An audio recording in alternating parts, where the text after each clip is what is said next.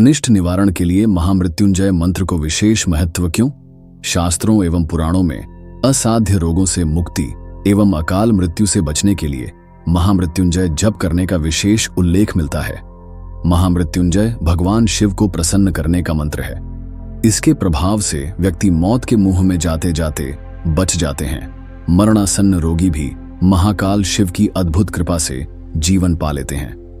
भावी बीमारी, दुर्घटना, अनिष्ट ग्रहों के दुष्प्रभावों को दूर करने, मृत्यु को टालने, आयु वर्धन के लिए 1.25 लाख महामृत्युंजय मंत्र जाप करने का विधान है।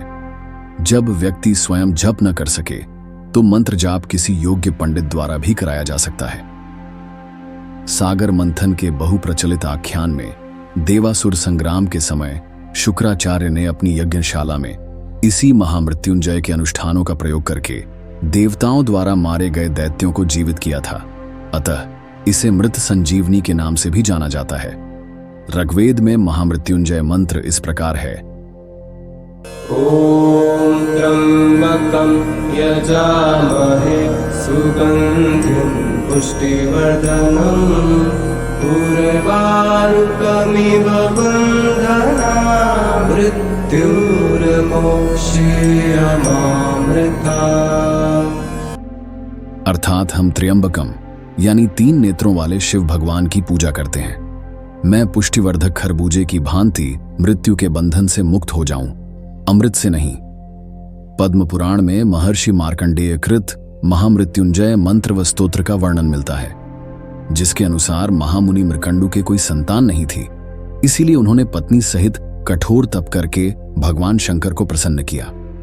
भगवान शंकर ने प्रकट होकर कहा, तुमको पुत्र प्राप्ति होगी, पर यदि गुणवान, सर्वज्ञ, यशस्वी, परम धार्मिक और समुद्र की तरह ज्ञानी पुत्र चाहते हो तो उसकी आयु केवल 16 वर्ष की होगी, और उत्तम गुणों से हीन, अयोग्य पुत्र चाहते हो तो उसकी आयु 100 वर्ष होगी।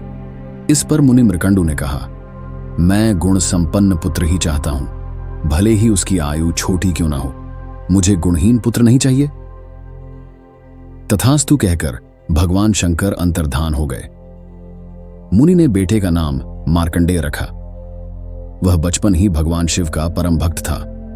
उसने अनेक श्लोकों की रचना अपने बाल्यकाल में ही कर ली, जिसमें संस्कृत में महामृत्युंजय मंत्र व स्तोत्र की रचना प्रमुख थी। जब वह 16वें वर्ष में प्रवेश हुआ तो मृकंडु चिंतित हुए और उन्होंने अपनी चिंता को मार्कंडेय को बताया। मार्कंडेय ने कहा कि मैं भगवान शंकर की उपासना करके उनको प्रसन्न करूंगा और अमर हो जाऊंगा।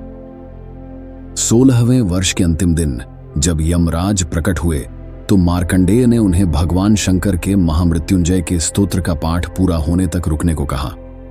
यमराज ने गर्जना के साथ हठपूर्वक मार्कंडेय को ग्रसना शुरू किया ही था कि मंत्र की पुकार पर भगवान शंकर शिवलिंग में से प्रकट हो गए। उन्होंने क्रोध से यमराज की ओर देखा। तब यमराज ने डरकर बालक मार्कंडेय को न केवल बंधन मुक्त कर दिया, बल्कि अमर होने का वरदान भी दिया और भगवान शिव को प्रणाम करके चले गए।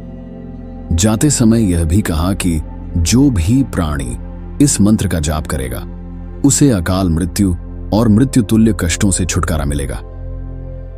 इस पौराणिक कथा का उल्लेख करने का उद्देश्य मात्र इतना है कि स्वयं भगवान शंकर द्वारा बताई गई मृत्यु भी उन्हीं के भक्त द्वारा रचित महामृत्युंजय मंत्र के कारण टल गई और मार्कंडेय अमर हो गए।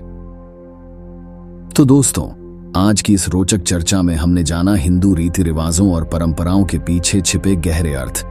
हमारी संस्कृति सिर्फ आस्था नहीं, बल्कि विज्ञान और जीवन शैली का संगम है। अगर आपको यह जानकारी पसंद आई तो वीडियो को लाइक करें, कमेंट में अपने विचार बताएं और चैनल को सब्सक्राइब करना न भूलें। फिर मिलेंगे अगले एपिसोड में एक और दिलचस्प परंपरा और उसकी कहानी के साथ।